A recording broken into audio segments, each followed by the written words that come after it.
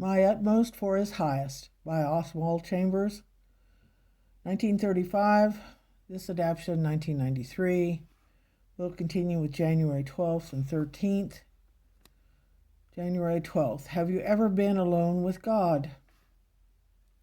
When they were alone, He explained all things to His disciples. Mark 4:34. Our solitude with Him. Jesus doesn't take us aside and explain things to us all the time. He explains things to us as we are able to understand them. The lives of others are examples for us, but God requires us to examine our own souls. It is slow work. It is so slow that it takes God all of time and eternity to make a man or woman conform to His purpose. We can only be used by God after we allow Him to show us the deep, hidden areas of our own character. It is astounding how ignorant we are about ourselves. We don't even recognize the envy, laziness, or pride within us when we see it. But Jesus will reveal to us everything we have held within ourselves before His grace began to work. How many of us have learned to look inwardly with courage? We have to get rid of the idea that we understand ourselves. That is always the last bit of pride to go. The only one who understands us is God. The greatest curse in our spiritual life is pride. If we have ever had a glimpse of what we are like in the sight of God, we will never say, "Oh, I am so unworthy." We will understand that that goes without saying.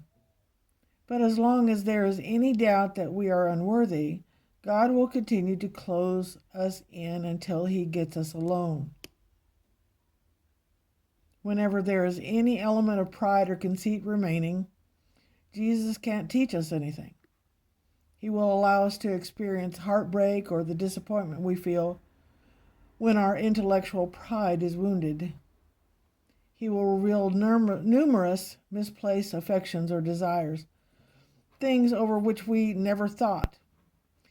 He would have to get us alone. Many things are shown to us, often without effect. But when God gets us alone over them, they will be clear. January 13th. Continuation, have you ever been alone with God? When He was alone, the 12 asked Him about the parable. Mark 4:10. He is solitude with us. When God gets us alone through suffering, heartbreak, temptation, disappointment, sickness, or by thwarted desires, a broken friendship, or a new friendship. When He gets us absolutely alone,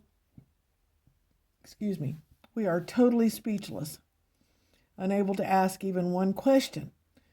Then He begins to teach us. Notice Jesus Christ's training of the 12. It was the disciples, not the crowd outside, who were confused.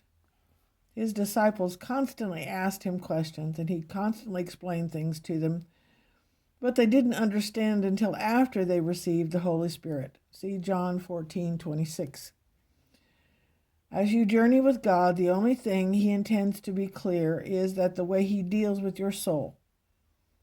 The sorrows and difficulties in the lives of others will be absolutely confusing to you. We think we understand another person's struggle until God reveals the same shortcomings in our lives. There are vast areas of stubbornness and ignorance the Holy Spirit has to reveal in each of us.